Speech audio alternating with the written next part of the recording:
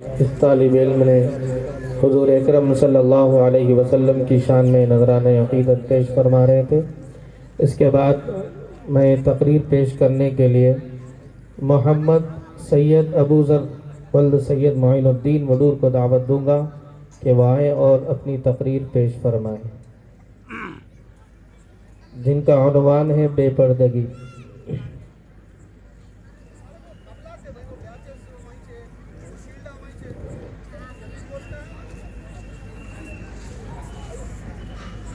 طلبہ اکرام سامنے آ جائیں، جو طلبہ پیچھے بیٹھے ہوئے ہیں ان سے گزارش ہے سامنے آ جائیں۔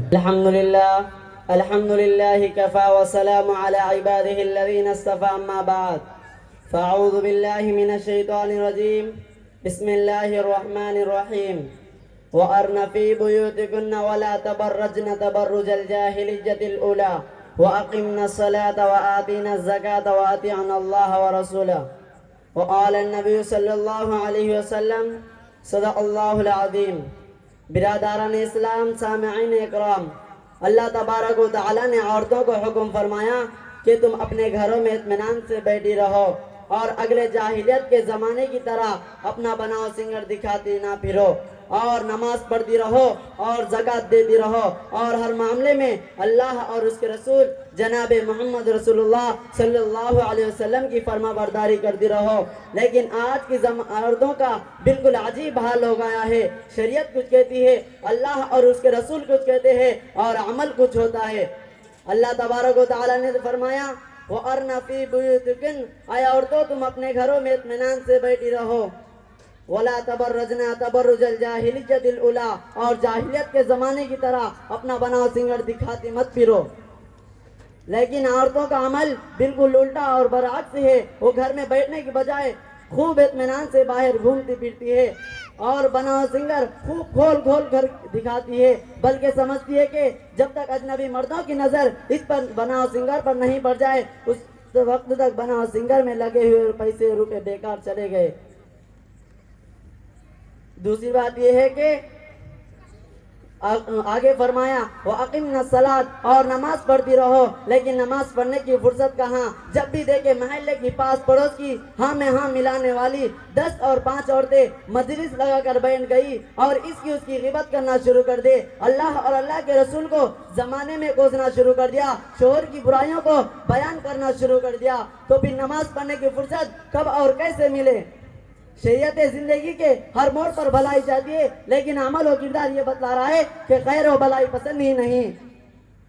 آگے فرمایا وَآتِينَ الزَّكَاةَ، اور زکوٰۃ دیتی رہو، لیکن اس زمانے کی عمل و شریعت کے خلاف نہیں، بلکہ اس زمانے کی عورتوں کو تو زیورات سے، سونے سے، چاندی سے، روپے پیسوں سے اتنی محبت ہو گئی کہ تقریباً اکثر عورتوں پر وہ زکوٰۃ واجب ہوتی ہے لیکن وہ ادا نہیں کرتے۔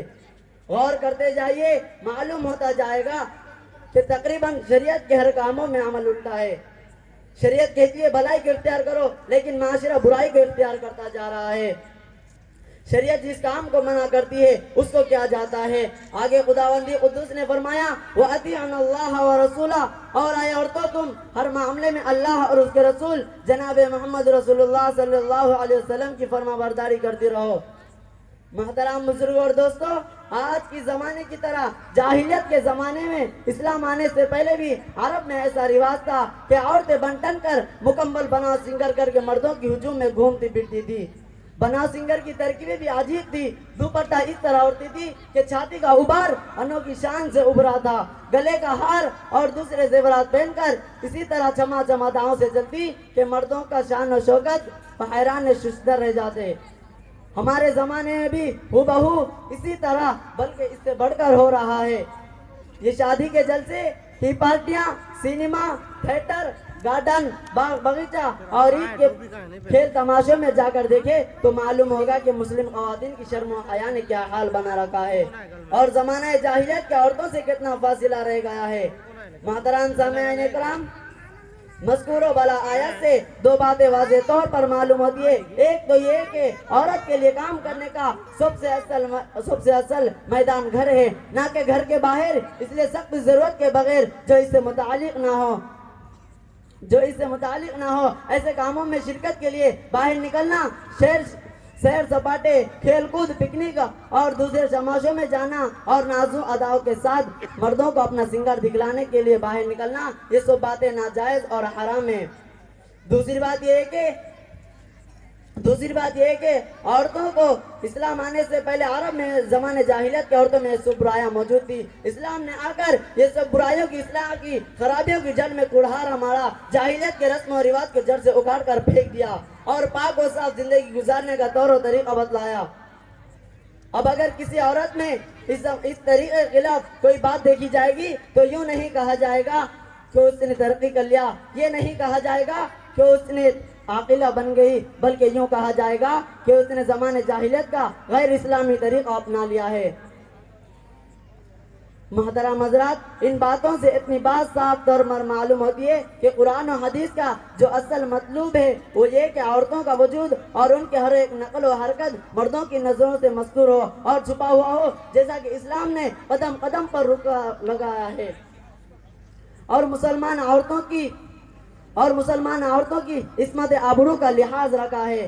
دعا کرے کہ خداوند قدوس نے ہم سبوں کو تمام خرابیوں اور بے پردوں کی مٹانے کی توفیق دے اور ہمارے گھروں میں اللہ تعالیٰ پردے کی رواج کو عام فرمائے۔ آمین وآخر دعوانا ان الحمدللہ رب العالمین۔ ماشاءاللہ سید